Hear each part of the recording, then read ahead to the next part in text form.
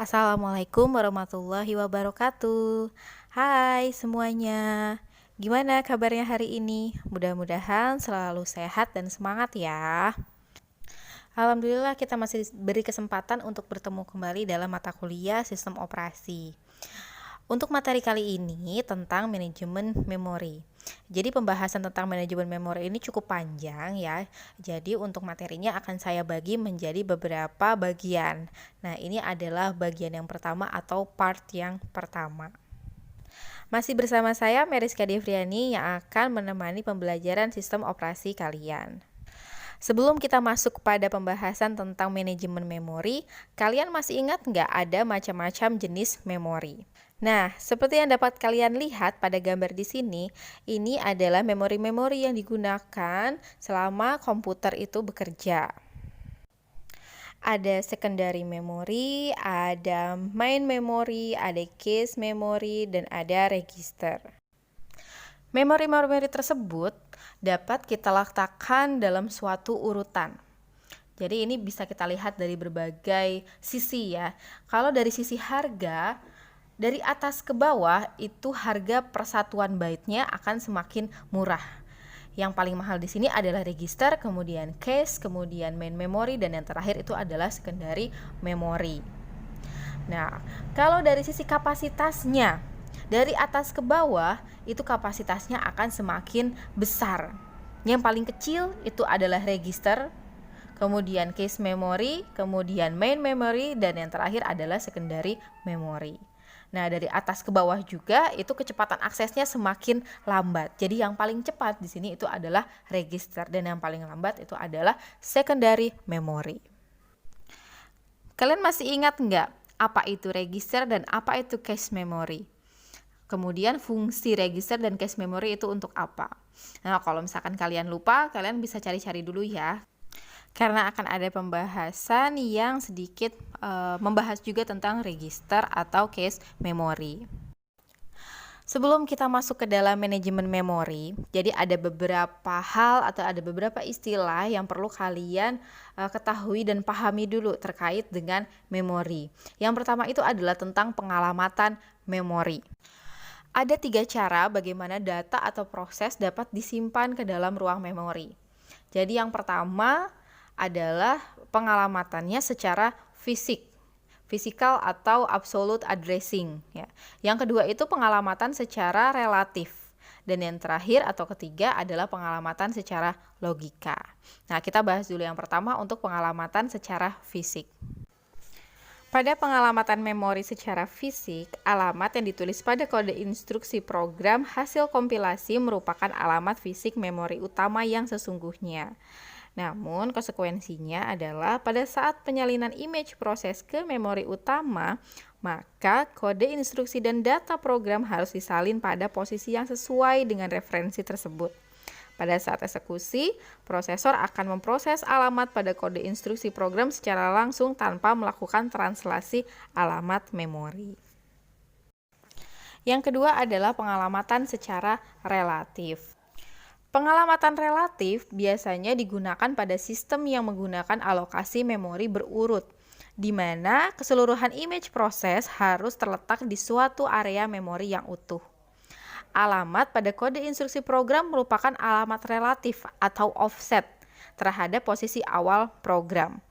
Pada saat image proses dari program tersebut disalin atau dialokasikan ke memori utama, alamat awal memorinya dicatat ke suatu register alokasi. Pada saat eksekusi, pengaksesan alamat akan ditranslasi dengan menjumlahkan alamat referensi pada instruksi dengan isi register alokasi untuk mendapatkan alamat fisik memori yang akan benar-benar diakses. Nah, proses translasi ini umumnya dilakukan oleh perangkat keras khusus yang disebut dengan MMU atau Memory Management Unit. Ini adalah contoh proses translasi memori pada pengalamatan memori secara relatif. Jadi, translasi alamat memori itu adalah suatu proses untuk mendapatkan alamat fisik atau alamat sesungguhnya. Kita lihat contoh di sini ya. Misalkan image proses suatu program dialokasikan ke alamat memori 1400 atau 1400. Alamat awal lokasi ini akan dicatat ke register relokasi di MMU. Jadi, jika di dalam program terdapat instruksi pengaksesan alamat, misalkan instruksi jam 35, maka pada saat dieksekusi oleh prosesor akan diubah menjadi alamat fisik 1435, yaitu hasil penjumlahan 1400 dan 35. Jadi alamat 35 disebut sebagai alamat relatif atau offset, sedangkan alamat 1435 adalah alamat fisik, yaitu alamat referensi sesungguhnya di memori utama. Nah, jadi instruksi jam 35 jika dieksekusikan akan melakukan loncatan ke eksekusi ke instruksi yang terdapat pada alamat memori utama 1435. Yang ketiga atau yang terakhir adalah pengalamatan secara logika. Pada pengalamatan secara logika, alamat yang ada pada kode program merupakan suatu alamat logika yang masih perlu diterjemahkan atau ditranslasikan ke alamat fisik memori utama pada saat eksekusi. Umumnya, translasi alamat untuk pengalamatan secara logika terjadi pada saat eksekusi. Nah, nanti untuk lebih jelasnya akan dijelaskan pada bagian address binding ya. Kelebihan pengalamatan secara logika ini adalah relokasi program dapat dilakukan secara fleksibel.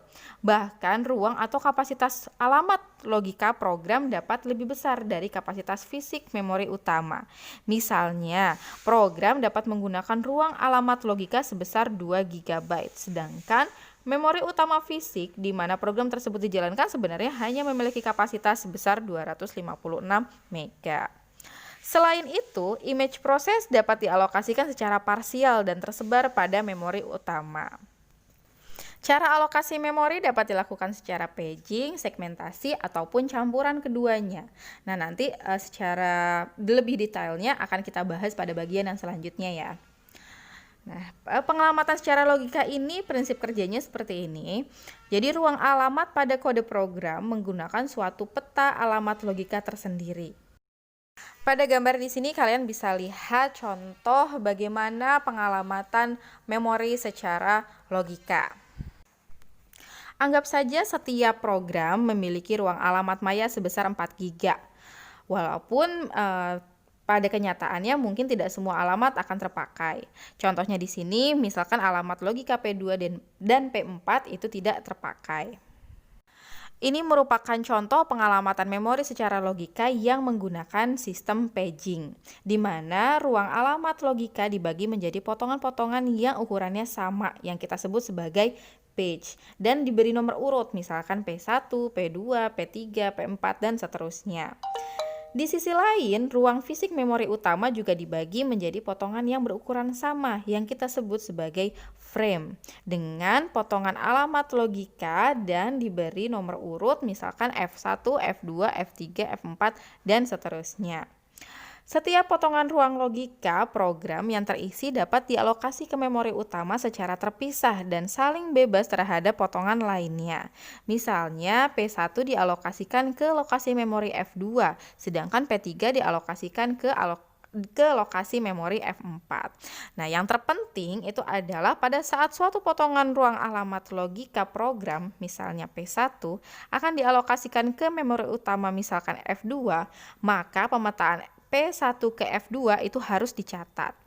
Pencatatan ini umumnya dilakukan pada suatu tabel alokasi yang disimpan di MMU.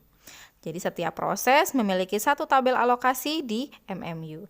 Dan ketika kode instruksi program dieksekusi, maka alamat referensi pada kode instruksi akan ditranslasikan ke alamat fisik memori utama menggunakan tabel alokasi tersebut. Masih berkaitan dengan pengalamatan memori secara logika. Jadi berdasarkan cara membagi ruang alamat logika program, pengalamatan logika dapat dibedakan atas sistem paging dan segmentasi. Sistem paging membagi ruang alamat logika program dalam partisi statis yang ukurannya sama. Seperti yang sudah dibahas tadi ya kita sebut sebagai page. Sedangkan sistem segmentasi membagi ruang alamat logika program dalam fragmen yang berukuran berbeda-beda dan pemartisian memori utamanya bersifat dinamis dengan ukuran yang bervariasi yang kita sebut sebagai segmen. Perbedaan ini mempengaruhi beberapa hal. Apa saja sih yang berpengaruh? Jadi yang pertama itu adalah bagaimana memori utama dipartisi dan dialokasikan ke proses aplikasi. Kemudian informasi apa saja yang perlu dicatat di dalam tabel alokasi proses pada saat terjadi alokasi memori. Dan yang terakhir adalah proses translasi alamatnya. Nah, ini nanti akan kita bahas secara rinci pada pembahasan tentang sistem paging dan segmentasi ya. Oke, selanjutnya yang harus kalian pahami adalah terkait dengan address binding. Tadi sudah sempat saya singgung sedikit ya tentang address binding. Nah, sekarang akan kita bahas. Seperti yang sudah kita bahas sebelumnya, bahwa alamat yang terdapat dalam kode instruksi tidak selamanya berupa alamat fisik, tapi dapat berupa alamat logika yang harus ditranslasikan lebih dahulu. Nah, aktivitas translasi alamat inilah yang kita sebut dengan istilah address binding. Jadi translasi alamat dapat terjadi pada saat kompilasi atau compile time, pada saat alokasi ke memori atau loading time, ataupun juga pada saat eksekusi atau execution time, seperti yang dapat kalian lihat pada gambar di sini. Yang pertama pada saat compile time atau pada saat kompilasi. Jika lokasi kode instruksi atau data program di memori sudah ditetapkan dengan pasti sebelumnya, maka pada saat kompilasi program, alamat absolut atau fisik dapat dituliskan dalam kode program. Konsekuensinya adalah pada saat program di-load ke memori, program harus diletakkan pada lokasi tertentu di memori yang bersesuaian dan tidak boleh direlokasi selama eksekusi. Sistem yang menggunakan pengalamatan fisik melakukan address binding pada saat kompilasi program. Yang kedua adalah pada saat loading time. Jadi address binding pada saat compile time membuat alokasi program ke memori utama menjadi sangat tidak fleksibel karena kode program hanya dapat diletakkan pada lokasi yang sudah ditentukan pada saat kompilasi. Nah, untuk mengatasi hal ini, proses address binding dapat dilakukan pada saat loading program ke memori utama. Hasil kompilasi program yang disimpan sebagai suatu berkas hanya berisi alamat relatif. Ketika kode program akan dialokasikan ke memori utama, maka alamat-alamat relatif tersebut ditranslasi ke alamat fisik sesuai lokasi tempat program akan diletakkan. Kelemahan dari address binding pada saat loading time adalah program yang sudah di-load di memori tidak fleksibel untuk direlokasi pada saat eksekusi.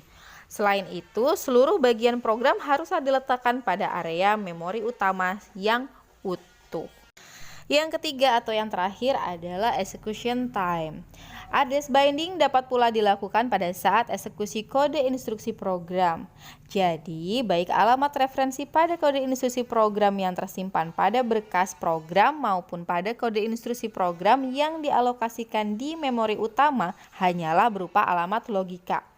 Alamat logika ini akan ditranslasi ke alamat fisik ketika instruksi yang mengandung alamat referensi tersebut dieksekusi oleh prosesor. Umumnya, address binding pada saat execution time membutuhkan dukungan perangkat keras MMU atau Memory Management Unit. Unit ini bertanggung jawab untuk mencatat informasi yang berkaitan dengan alokasi ke memori utama dan juga membantu proses perhitungan translasi alamat logika ke alamat fisik pada saat eksekusi. Gimana? Sudah paham belum tentang pengalamatan memori dan juga address binding? Kalau sekiranya masih belum paham, kalian bisa putar ulang lagi videonya.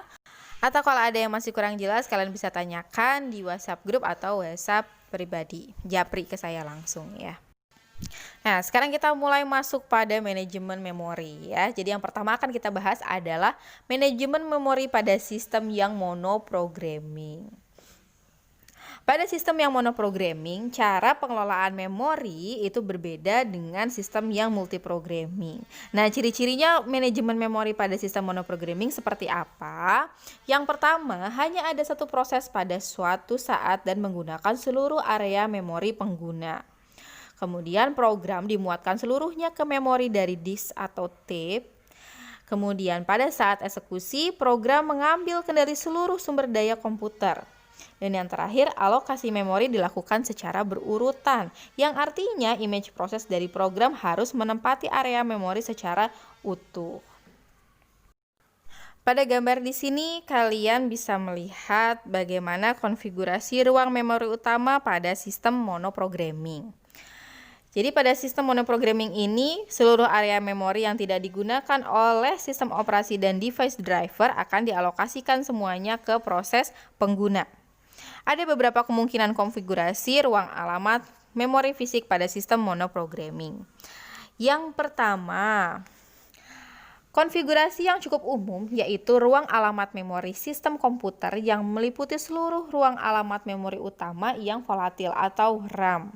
Sistem operasi dan proses aplikasi pengguna berbagi pakai kapasitas RAM. Kemudian pada masa perkembangan komputer awal, sistem operasi disimpan pada suatu ROM. Nah, ini untuk yang B ya, ROM atau read only memory. Dan ruang alamat memori komputer meliputi kapasitas ruang alamat ROM dan RAM seperti pada gambar.